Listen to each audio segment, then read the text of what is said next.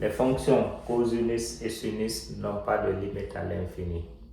On ne connaît pas c'est quoi la valeur exacte parce que le cosinus est compris entre moins 1 et 1, l'encadrement. Le sinus également est compris entre moins 1 et 1. Donc on ignore est-ce que la limite en plus infini à moins infini donne moins 1 ou 1 ou une valeur qui se trouve dans l'intervalle là. Donc ce qui fait que les deux fonctions là n'ont pas de limite à l'infini. Mais elles peuvent être composées avec d'autres fonctions. Si tel est le cas, on peut procéder par un encadrement pour pouvoir déterminer leurs limites. Donc on encadre la fonction entre deux autres fonctions indépendantes de fonctions, entre deux autres fonctions qui ne sont pas des fonctions trigonométriques. Et à partir de là, on pourra déterminer la limite. Pour ce faire, je prends pour h d'x, f d'x, z d'x n'ont pas de limite à l'infini déjà. Les deux n'ont pas de limite à l'infini. Pour ça maintenant, je prends, on sait que le cosinus est compris entre moins 1 et 1. Cosinus de tout angle est compris dans cet intervalle. Sinus de tout angle également est compris dans cet intervalle. Donc cos d'x, il me reste x carré. Je l'ajoute membre à membre. J'aurai x carré moins 1 inférieur ou égal à x carré plus cosinus d'x qui est inférieur ou égal à x carré plus 1. À partir de là, j'ai la fonction h d'x, une fonction là et une fonction ici. Donc elle est encadrée entre deux fonctions polynomiales. Et avec les fonctions polynomiales, je peux déterminer les limites à l'infini. Donc je calcule limite membre à membre.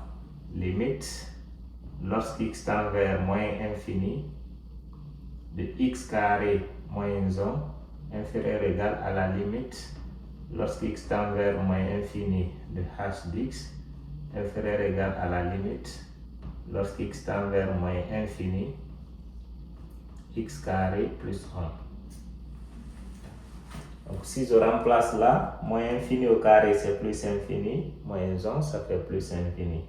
Moins infini au carré plus infini, plus 1 ça fait plus infini.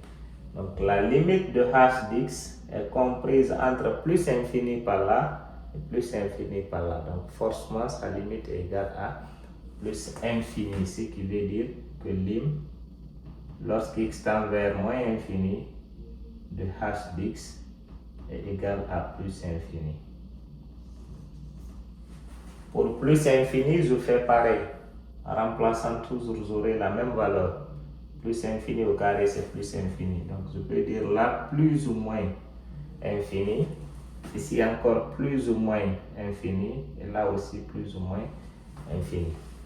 Maintenant, si les deux fonctions avec lesquelles on a encadré notre fonction ne donnaient pas les mêmes limites, les mêmes résultats à moins infini ou en plus infini, là, pour les valeurs les plus grandes, c'est-à-dire pour plus infini, on utilise la plus petite fonction.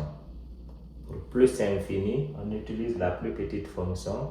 Et pour moins infini, on utilise la plus grande fonction. Si les deux résultats-là étaient distincts, ce n'était pas identique, pour moins infini, j'utilise la plus grande fonction. Et pour plus infini, j'utilise la plus petite fonction. Les grandes valeurs, la petite fonction, les petites valeurs, la grande fonction.